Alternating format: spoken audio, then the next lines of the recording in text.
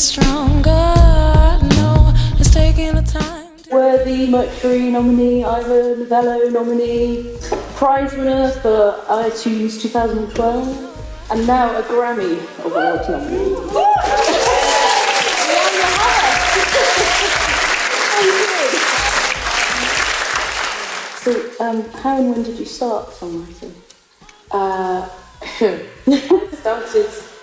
I actually wrote my first song when I was 11 years old. Oh. It was very basic though, and it was just these 4 chords on my keyboard. But I didn't actually pick up a guitar to write a song until I was 18. Right. And I was inspired by the people around me. I was in a band where the guitarist in the band was female, and she was incredible. So I started playing because I'd seen her play. Oh wow, okay. There's a quote where you say it's important to write as many happy songs as it is sad ones, and I just wondered about that process as well. What did you mean by that? Why? You do just have to write how you feel, yes, at the time. Yeah. You know, but I tried to make hopefully something beautiful out of it. Yeah. You know, whether it is slightly melancholic or not, but that's the thing, is that I think happiness is as strong a feeling as sadness. Yeah. So you should just, you know, indulge in both if you're getting creative with it. That brings us on to actually the co-written aspect, writing with Matt Hales and Paul Epworth. So how have you found that? And have you found any, you know, has that sort of inspired you with new methodology or that kind of thing? I mean, I think absolutely it's inspired a different perspective. And I used to be, you know, quite, lack of a better term, stubborn with my songwriting. I didn't want anyone to get involved, and, you know, I didn't want it to be taken away from what I wanted it to be.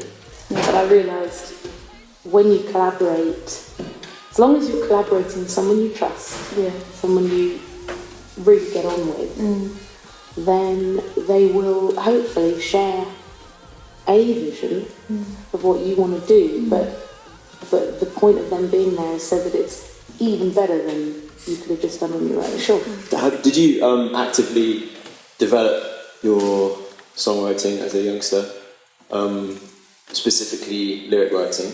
Did you actively go about doing that, and how?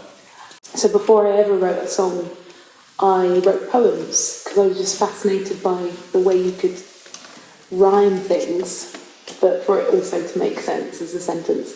And then I started applying that to music later on.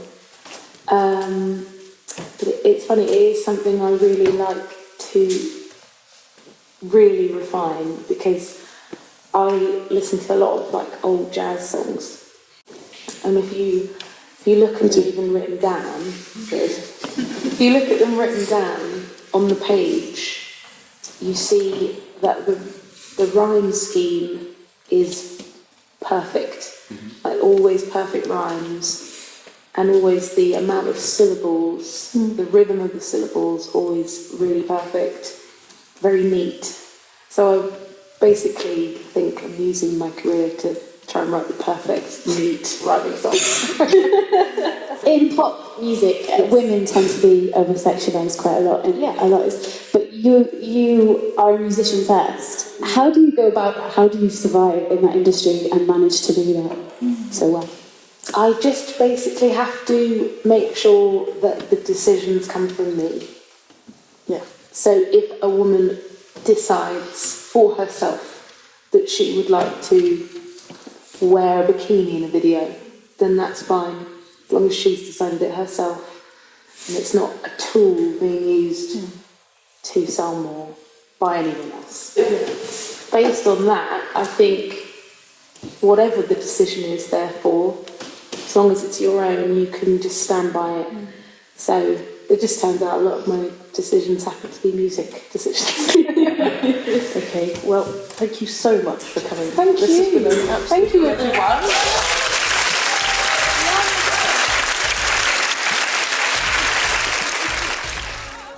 made me feel better about myself knowing that she only started guitar when she was 18, and I got a guitar for my 18th birthday, and I'm a vocalist, so trying to support yourself and learning, like you don't have to do it straight from when you're really young.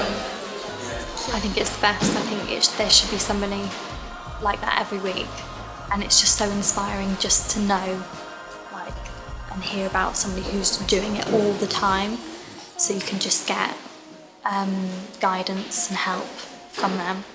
It's really good.